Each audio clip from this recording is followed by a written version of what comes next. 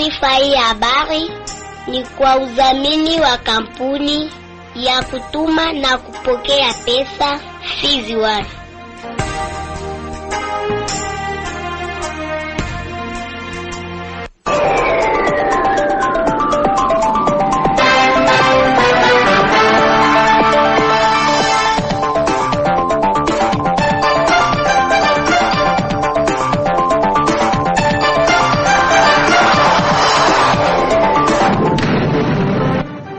Habari za asubuhi mpenzi msikilizaji wa Radio Kivu popote pale ulipo, ni kwamba matumaini yangu makubwa kwa mzima wa afya na wakati kama na huko kando kando radio yako ili kuendelea kusikiliza matangazo yetu. Na ukaribisha kuweza kusikiliza uchambuzi wetu wa habari za asubuhi ya leo, uchambuzi ambao unagubikwa na ukurasa wa habari muhimu leo, uchambuzi wa habari toka waandishi wetu mbalimbali, makala ya michezo na burudani pamoja na habari za kitaifa na zile za kimataifa. Msomaji wako ni Teomari Makelele Ozile, upande wa pili na Sadone kijana Merci Mbele Chipamal. Nasema karibu na tuambatane kwa pamoja mwanzo hadi tamati.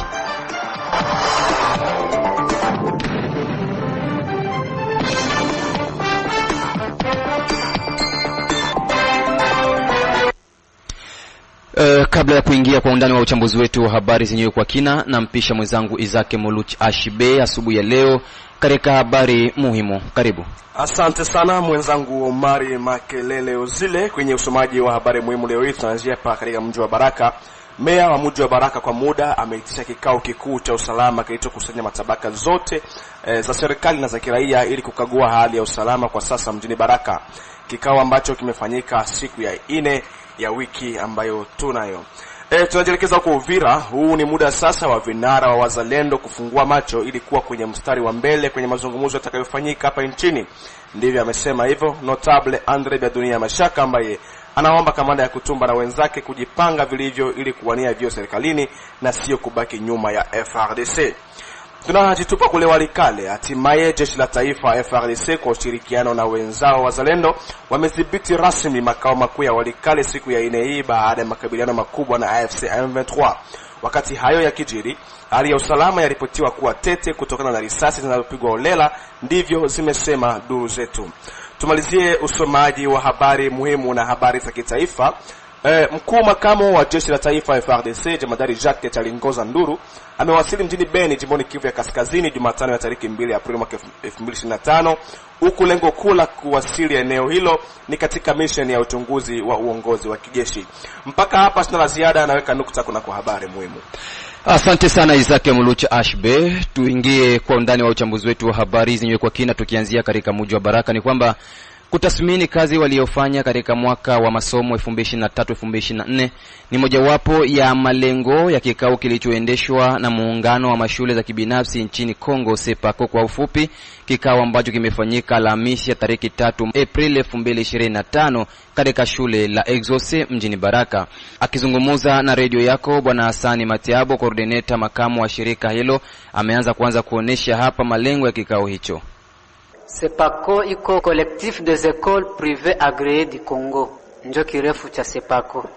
Malengo ambayo iliweza kufanya tukusanye viongozi wa mashule na waanzilishi wa mashule ambao tunaita wa promoter wa shule zote, ni kwamba tulikuwa na kazi ya kutumika nao kuwaonesha namna gani tuliweza kutumika année scolaire 2023-2024 na partie ya année scolaire 2024-2025, na kutatua pia bumizozo budogo ambao vilikuwa semewa kama vile kwa siri, ili tuweze kuziongea wanamemba wetu wa Sepako waweze kufahamu ukweli ni nini ndani ya Sepako. 2024 mpaka 2025 ki constitue na année scolaire, tuwaza kama haijachelewa juu kiangalia pamoja na nchi pia ilipata mizozo mingi na mawazo ya watu yalikuwa hayatulii. Kwa maana hiyo tunaweza kusema kama hatukuweza kupata retard, kwa sababu leo tunakuwa kama vile tuko katikati ya mwaka wa masomo, bwana journalist. Mwaka ambao ulipita tulikutana kwamba kulikuwa matatizo ya watu ambao tuliwatumatuma ndani ya shule kwa kwenda kuangalia taratibu fulani za kikazi ambazo zinatulenga. Kulingana na ile iliomba tufanye kikao kama hiki, tuwakusanye wahusika, tuwaoneshe namna gani watu waliweza kutembea katika kazi zao. Mwishowe, viongozi mbalimbali wa shule za kibinafsi walioshiriki katika kikao hicho wametaja kufurahishwa na hatua hiyo kwa kuwa itawaweka pamoja. Mazungumzo ya leo ni mazungumzo mazuri sana. Juu ilikuwa inaitiwa na kitengo chetu cha Sepako kwa ajili ya kuboresha matatizo fulani ya masomo na kupenda kuonyesha namna gani tunaweza boresha masomo ili hii mwaka watoto wamalize masomo vizuri na waendelee vizuri sana kabisa. Recommendation ambayo tunaweza kusema kwa Sepako ni kusema kwamba Sepako yetu iendelee kabisa kushikamana mkono kwa mkono, kuanzia sisi wa promoteur na wale wote walimu na walimu wakuu wote tukushikamane mkono kwa mkono ili kazi yetu iendelee vizuri. Kwa maana kama hatukushikana mkono kwa mkono, elimu haitakuwa mzuri. Na zaidi ya yote kabisa ni kuambia watu waje kwenye masomo yetu ya kibinafsi, maana masomo ya kibinafsi ni masomo ambayo kabisa tunafanya jitihada zote ili watoto wasome kwa hali nzuri sana. Kikao kimenifurahisha sana kwa sababu ni muda mrefu, yapata hata miaka 3 ama 4 kama vile wa promoteur na wa directeur abashiriki kwenye vikao, lakini kikao cha leo kimefurahisha kwa sababu tumekutana sisi wote, na hii kikao ya leo imetusaidia sana kutofautisha mambo yenye haikuwa naendeka na ukamata azimio moja kwa moja. Matatizo ilikuwa ambao ya baba promoteur na sisi fa directeur. Tubaki tu katika mji wa Baraka ni kwamba meya wa mji wa Baraka kwa muda ameitisha kikao kikuu cha usalama kilichokusanya tabaka tofauti za serikali na kiraia ili kukagua hali ya usalama kwa sasa mjini Baraka, kikao ambacho kimefanyika siku ya 4 ya wiki tunayo. Katika mazungumzo na Radio Kivu, Bi Emerit Tabisha Mongelwa amesema kuwa hali iliyopo kwa sasa mashariki mwa nchi ya Jamhuri ya Demokrasia ya Kongo inahitaji kila mara kuitisha vikao vya usalama ili kupunguza wasiwasi miongoni mwa raia. Tumsikilize.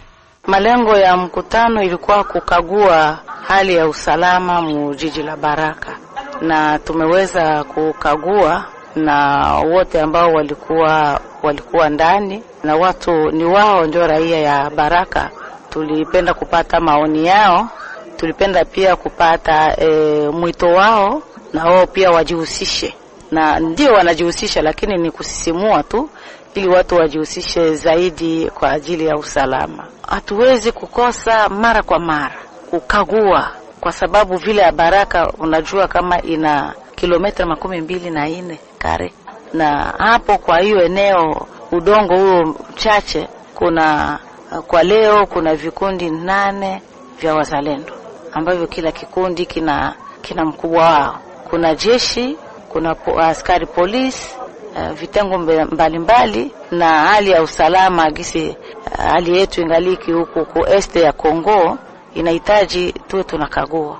Kuna pia wabandia wenyewe hawako wazalendo, hawako jeshi la serikali, lakini wameshirikia wana masilaha, milio ya masilaha. Tujue kujua kwa uhakika ni wanani, kwa ni vikundi viko vingi kwa udongo ambao uko mdogo. Kwa hiyo tumekagua mizozo budogo ambao uko kati ya vitengo vya serikali na wazalendo, kati ya wazalendo wa wenyewe, na tunashukuru kwa sababu watu wote tuliona tuna nia moja na kila mtu ameelewa ile ambayo wengine wanasema kwa udhaifu wake.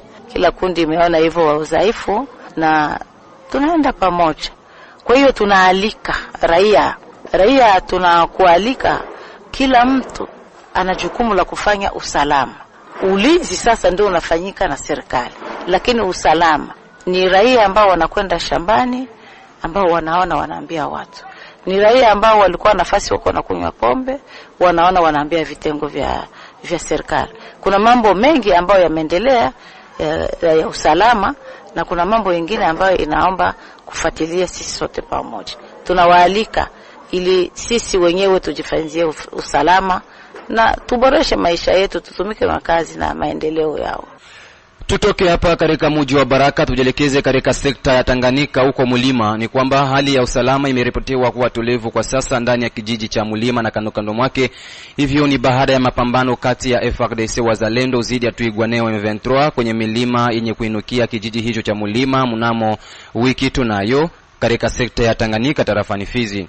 Duru za mashirika za kiraia zataja kuwa hali ya sasa ni tulivu katika eneo la Mulima na kando mwake, licha ya hali ya upweke kuripotiwa kutokana na kurejea kwa raia wa eneo hizo.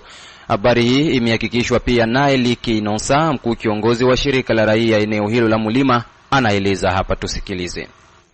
Kwa sasa hali inaendelea kurudi salama, kwa sababu kisha ile mapambano kupita, wale wa Chiatriba ndio wakufaulu kukamata mwingine, na wamoja walikamatiwa kama gesimu nilivyowatumia, na mpaka hivi mwingine iko na usalama kidogo, na jeshi pamoja la FARDC na wazalendo wanaendelea kukontroli mwingine, lakini watu mpaka hivi hawajarudi kabisa maeneo zao, lakini wanaume wanatembea na wanafika mwingine bila shida. Sababu jinsi tunavyoongea na kamanda wa FARDC pamoja na wazalendo wanaongozwa na ndugu mashine kabisa, wanasema wao waliwasukuma mpaka milima mirefu, na wana program ya kujielekeza kule Membwe. Ndio jinsi wanasema walikuwa wakichukua maraporo zao, na zingine jana zenyewe zilitumwa na mzee mjami ya kutumba zilifika. Tunazo ila provisoire yenyewe tulipata hapo jana, walisema kulipotea hawa Wanyarwanda wa jeshi la Twigwa ni 12, na ile peka moja ambayo ilikamatiwa. Basi na hii ngambo yetu, lakini walipoteza kijana moja ndio aliyepotea. Swali la maaktivite kuanzia mzuri, kwenye kunalia milio ya risasi, basi polepole tunaendelea kutia watu moyo ili watu waangalie. Tunaweza maliza hii juma kabisa kwa kuangalia, lakini juma hii ijayo na kama watu wataweza rudia sawa jinsi jeshi nalo liko linasema, sababu njaa nayo inawasumbua. Kama watu hawana ndani ya mwingine, lazima wajetu watakufa na njaa. Ni lazima watu warudie, ndio jinsi wanasema, lakini watu wangali wanahofia hali ya usalama, ndio mwingine hayakuwa mzuri. Tujielekeze kule katika mji jirani wa Uvira. Ni kwamba huu ni muda sasa wa vinara wa wazalendo kufungua macho ili kuwa kwenye mstari wa mbele kwenye mazungumzo yatakayofanyika hapa nchini. Ndivyo amesema notable Andre Biadunia Mashaka, ambaye ameomba kamanda Amuri William ya Kutumba na wenzake kujipanga vilivyo ili kuwania vyeo serikalini na sio kubaki nyuma ya jeshi la taifa FARDC.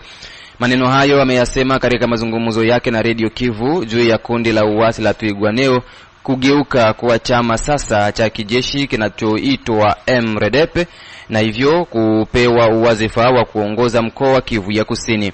Andre Biadunia Mashaka ametoa hapa mtazamo wake juu ya mabadiliko hayo ya Twigwaneo kuwa Mouvement de République pour la Dignité du Peuple, MRDP kwa kifupi katika Kifaransa. Tumsikilize.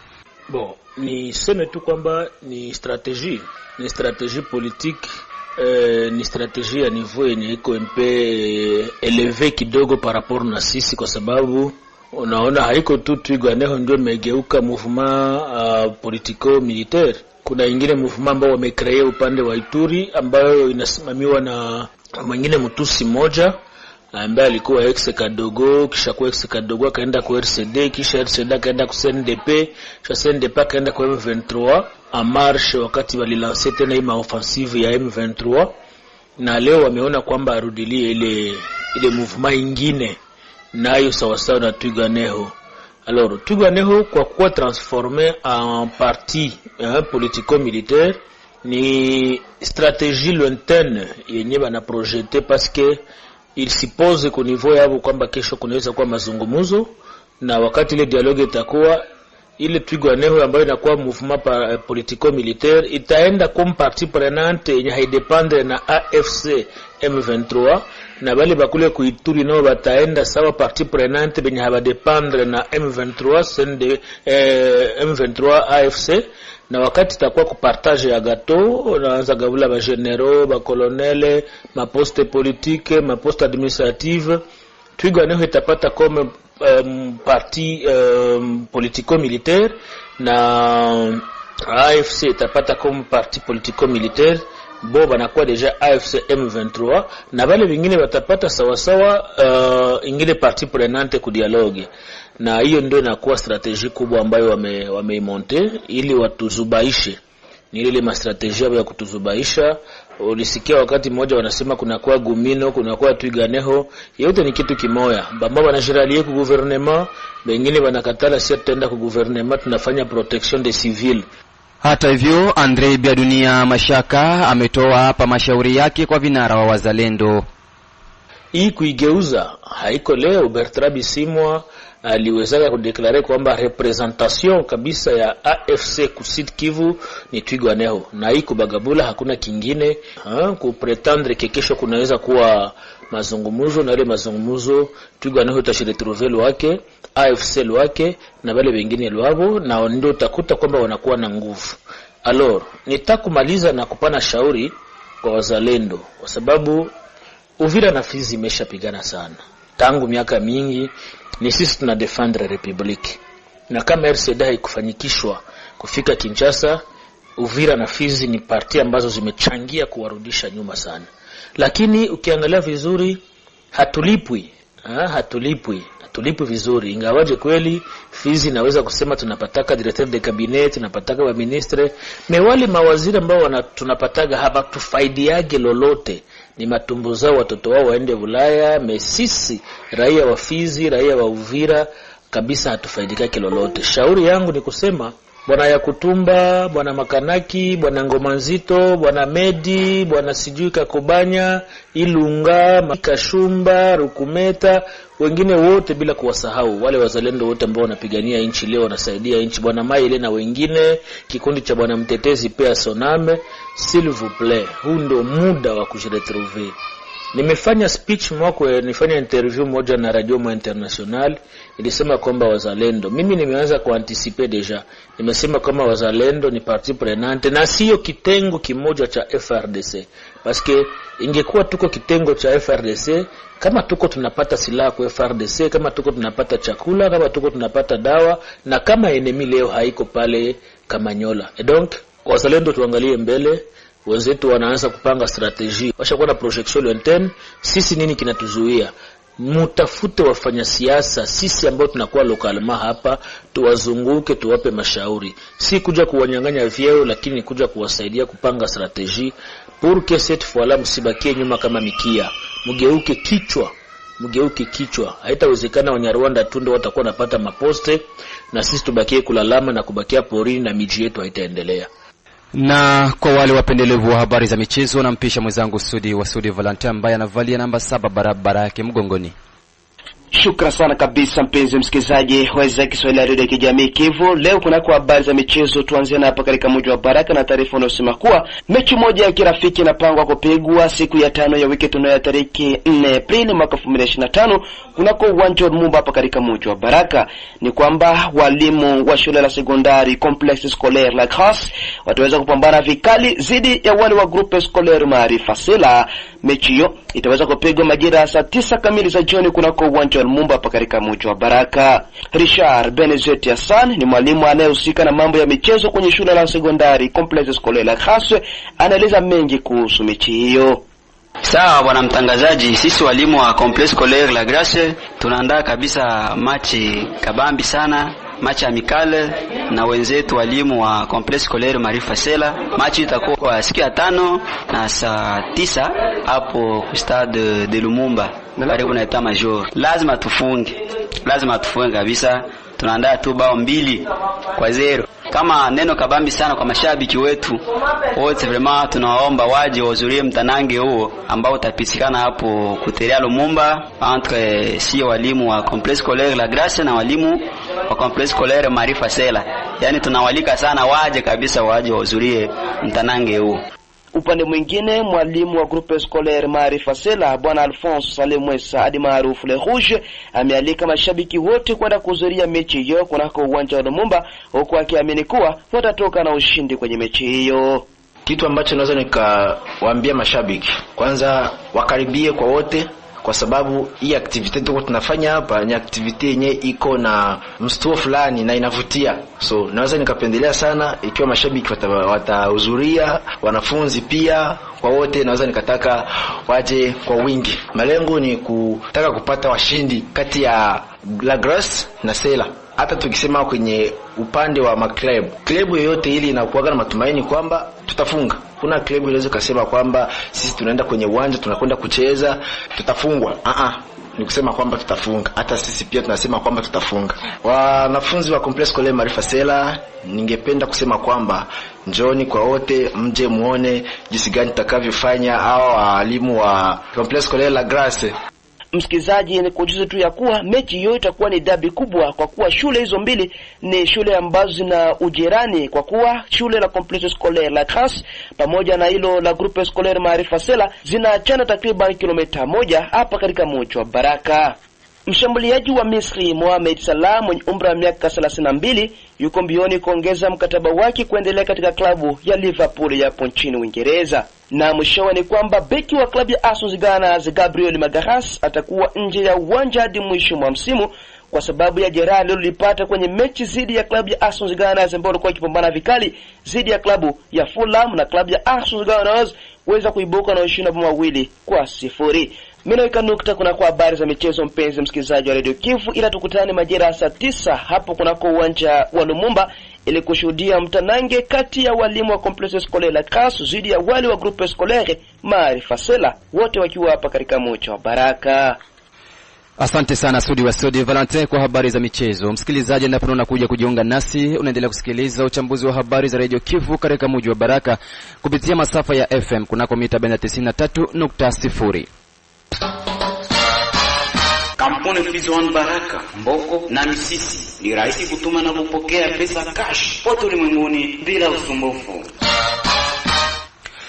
Uchambuzi wetu wa habari za asubuhi ya leo utajielekeza kule katika jimbo la Kivu ya Kaskazini pa Walikale. Ni kwamba hatimaye jeshi la taifa FARDC kwa ushirikiano na wazalendo wamedhibiti rasmi makao makuu ya Walikale siku ya 4 hii baada ya makabiliano na AFC M23. Wakati ya kijiri, hali ya usalama yaripotiwa kuwa tete kutokana na risasi zinazopigwa ulela, ndivyo zimesema duru zetu.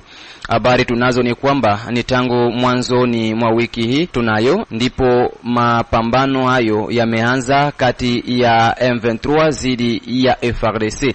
Habari hii imetolewa na kuhakikishwa pia nalo gazeti la habari la Actualite.cd lenye kuchapishwa kila siku mjini Kinshasa. Kwa mujibu wa chombo hicho cha habari, waasi wa M23 wamejielekeza eneo la Goma.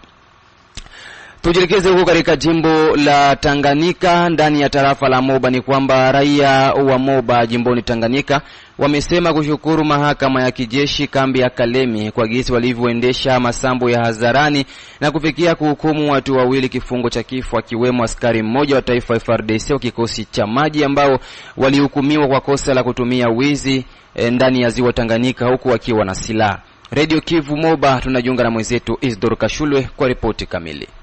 Raia wa tarafa ya Moba wamesema kuridhiwa na namna tribunali ya mahakama ya kijeshi kambi ya Kalemi mkoani Tanganyika ilivyoendesha masambo ya hadharani kwa kesi iliyohusika vikundi vya uhalifu na wizi kwa kushika bunduki ya vita. Wamesema hayo baada ya tribunali ya mahakama ya kijeshi kutamka uamuzi ambao kati ya watuhumiwa waliokuwa wamefuatiliwa, wengine wamehukumiwa kwa makosa yaliyokutwa nayo na wengine wameachiliwa huru kwa wamekutwa bila makosa kwa kesi iliyohusika.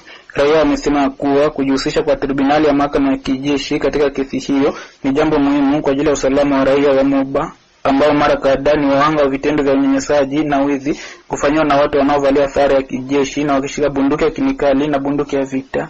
Wamesema uamuzi uliotolewa dhidi ya watu wao waliodhulumu wavuvi ziwani Tanganyika kwa muda mrefu ni alama kurejesha usalama kwa raia wa Moba, hasa kwa wavuvi ziwani humo Tanganyika. Tunashukuru kwa kitu wanakia kufuatilia, wanatupasha mwelekeo wa usalama kwa kisi wanaendelea na uchunguzi na matatizo iliyokuwa. Tunaona kwanza sengine tutapumua na sisi maisha yetu Tanganyika. Bila Tanganyika hatuwezi kuendelea vizuri. Atokaje kuna na sote wapatishia 100%. Meme tofauti bengine nyingine hata 20 euro. Juu wanafanya kitu yenyewe inatupatia courage kwa mwingine na kuonyesha kama kabisa kama kunchi yetu tuko na security, wanajua kuamua. Maike abakukoa contre wala pour. Mwenye alikuwa contre walimwacha, mwenye alikuwa pour la base banamkondane. Maike en tout cas vraiment tunashukuru Mungu sana na jugement yenyewe na tia hapa. Katika usemi wao, wabunge wa mkoa wa Tanganyika wachaguliwa wa Moba, Tabu Kabunda Frederike na Zungu Baraka wamesema kupongeza wakazi kwa kujitokeza kwa wingi kushiriki masambo hayo ya hadharani. Kwa wamesema wamepitikana tarafani Moba kwa maoni ya raia. Neno tunasema asante kwa gouverneur sana, na tunashukuru pia raia paske hiyo yenyewe ilipenda kitu kifanyike hapa. Vile waliopenda na ndio vile inapita na ilikuwa kutemwanye maumivu yabo vis-a-vis na hii matabia ya wizi nao pita kwa community yetu. Message yetu tutaomba ni kwamba tutapenda sana population ikuwe active kama gisi iliyo manifeste wao leo na waendelee kuwa active mpaka kesho. Sema sio kwa intérêt yetu hapana, lakini kwa intérêt ya population. Juu ni population ilitutuma sisi tuko na jukumu ya kujibia kuombi yote ya population. Wizi unapitikana, watu wanaibiwa, watu wanalalamika, mtu ananyanyasika, anateswa, analia kwetu, na sisi kama wabunge tuko ba porte parole ya population. Tunaangalia executive, tunaenda mlilia baba gouverneur ajimplike juu ya kupata solution kuhiki kitu. Hivi wenyewe tunabakia tuko macho, tunaenda nafuatilia. Tafahamu kama miongoni mwa watuhumiwa wamekuwa mwanajeshi mmoja wa FARDC wa kikosi cha maji ambaye amehukumiwa kifungo cha kifo na kuondolewa mara moja katika jeshi la serikali. Nikiripoti kutoka Moba, Zidor Kashule, Radio Kivu. Tutoke katika jimbo hilo la Tanganyika tujielekeze katika jimbo la Manyema Pakindu ambao ni makao makuu ya jimbo hilo. Kisha kushiriki kwenye kikao cha bunge la jimbo la Manyema Pakindu, mbunge Choma Flora, mchaguliwa wa tarafa la Kindu, amesema kutetea hali ya usalama inayoendelea kuzorota siku baada ya siku jimboni humo Manyema na mji wa Kindu kwa upekee. Radio Kivu Kindu tunajiunga na mwenzetu Godefroid Musunga Shabani. Kisha kuweza kufungua kikao ya wanabunge kwa ajili ya kufuatilia mambo ya sheria huko katika baraza la bunge ndani ya jimbo la Manyema. Mwanabunge Choma Florent, mchaguliwa wa tarafa la Kindu, anatamka ya kwamba siku hii atazihusisha kwa ajili usalama ya kudumu irudi hapa ndani ya jimbo la Manyema, hususan patauni ya Kindu. Yeye aliweza kusema ya kwamba wakaaji wa tauni ya Kindu wanakuwa wakilala siku kwa siku kwa ajili ya ukosefu ya usalama, hadi sasa haimalizike. Ni wajambazi wenye silaha wanakuwa wakitatiza raia. Choma Florent aliweza kunena ya kwamba pia atajihusisha kunako mambo ingine ya maendeleo. Fateni, tuna constate depuis un certain temps que criminalité inarudia tena mu vile ya Kindu na ile haina mzuri. Insécurité kila siku, batalamuka banabaiba, banabaviole, banabaiba bitu yabo, ina insécurité mobile. Mimi sawa vile mwanabunge nitafanya maplaidoirie na ku niveau ya gouvernement na kwetu hapa kwa assemblée pour que tuweze résoudre le problème ya insécurité na kupunguza criminalité mobile ya Kindu. Ya pili, sawa vile bunge tutafanya makontrol kuma institution mbalimbali ya leta pour que tuweze kumupa leta moyen ya kufanya politiki yake na faire partie ya commission moya lazima ECOFIN. Nazani tutafanya makontrol pour que tuweze kupatia leta moyen ya kufanya politiki yake. Tuna constate que bitu mingi haifanyike normalement. Batu banabeba pesa ya leta inakuwa sawa yabo, banatumika tu sasa iko mabien privé yabo alors que biko nani ya leta na banapasha kutumika na transparence yote kuacha bwizi pour que bapatie leta moyen ya kufanya politiki yake. Utaelewa ya kwamba raia wote wa jimbo la Manyema wanakuwa wakingojelea nini wanabunge wote watajiingiza kwa ajili ya mambo ya sheria ambayo itajielekeza kwa maendeleo. Nina mitia kutokea Kindu Manyema, Godefroid Musunga Shabani kwa niaba ya Radio Kivu Baraka. Tumalizie na habari za kitaifa. Ni kwamba mkuu makamu wa jeshi la taifa FARDC Jemedari Jacques Chalungoza Nduru amewasili mjini Beni jimboni Kivu ya Kaskazini Jumatano ya tarehe 2 Aprili 2025, huku lengo kuu la kuwasili eneo hilo ni katika mission ya uchunguzi na uongozi wa kijeshi. Safari ya Limasi Dilwe na ripoti kamili ndani ya studio.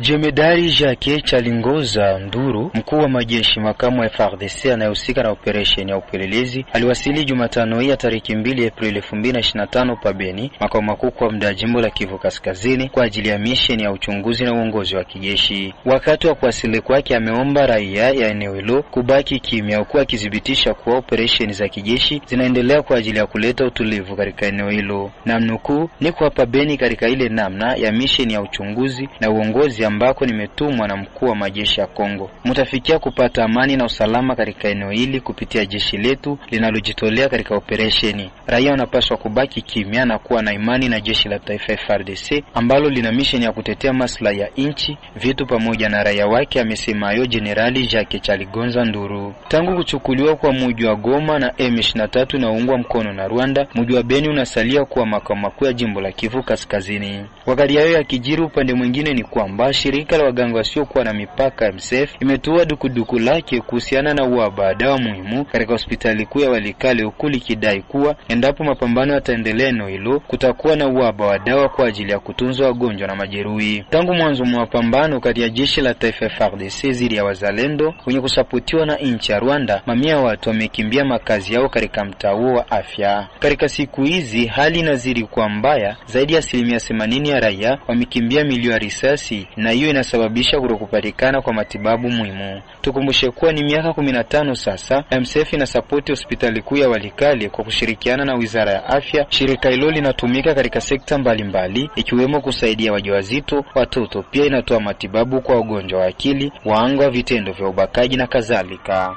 Ni hayo tu kama habari za kitaifa kwa siku ya leo.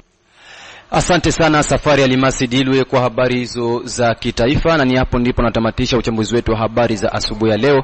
Na kushukuru msikilizaji ambaye aliweza kunitegea sikio mwanzo hadi tamati. Vile vile sitaweza kushukuru jopo nzima waandishi habari Radio Kivu leo unisaidia kuziandaa, kiwemo mwariri mkuu Nikodem Kashindi Bon Samaritain.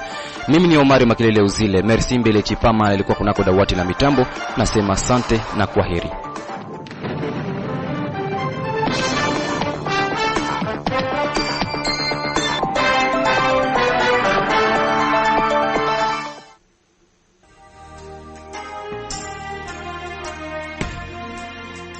Taarifa hii ya habari ni kwa udhamini wa kampuni ya kutuma na kupokea pesa Fizi One.